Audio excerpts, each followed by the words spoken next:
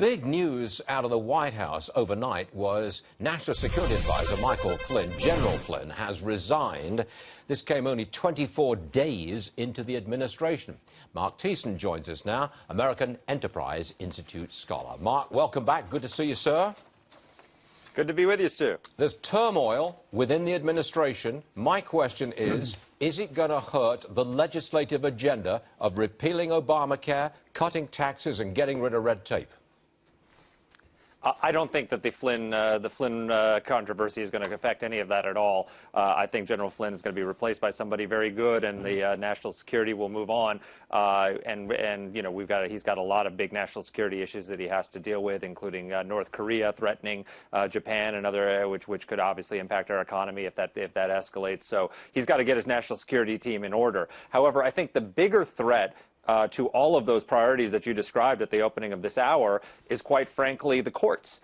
The Democrats are going to sue Barack Obama over everything he does, and we see this with, you know, if people think that this lawsuit about the travel ban is bad, it's only the beginning. The Democrats are practicing a policy of obstruction up on Capitol Hill. We have the fewest cabinet secretaries approved by this time of any president in modern history, and they're going to practice a policy of obstruction by litigation. Yeah. They're going to sue to stop his Obamacare replacement. They're going to sue to stop his repeal of regulations. They're going to sue to stop his border enforcement. They're going to sue to stop anything that Barack Obama does.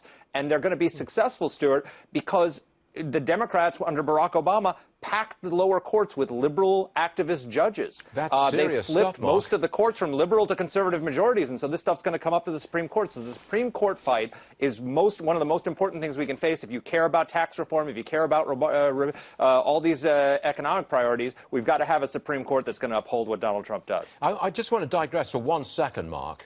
I'm sure Sure. you saw the press conference yesterday with Mr. Trudeau and President Trump. I'm sure you saw it. Mm-hmm. I got Sure, the impression that President Trump was unusually quiet, calm, very scripted. It looked like he read everything from notes, or not a prompter, but certainly from notes. And I don't think he answered any of the questions head on. Did somebody get to the president and quieten him down? I think that he's actually, you know, after a tumultuous a couple of weeks, he's actually calmed himself down. And look, I mean, part of it rests with the responsibility of the person who is his interlocutor. Prime Minister Trudeau, for example, did not poke the president about his immigration policies, even though they disagree with it. In fact, ironically, you know, if you think about the Australian Prime Minister in that phone call, bears a lot of responsibility for that thing going south, because he tried to force Donald Trump to take a bad deal he negotiated with Barack Obama to take in all these refugees his country wouldn't accept. Prime Minister Trudeau's response to the travel ban was, "We'll take them." Donald Trump probably loved that. You know, yeah, okay, you can have all these refugees that are instead of sending them to the United States.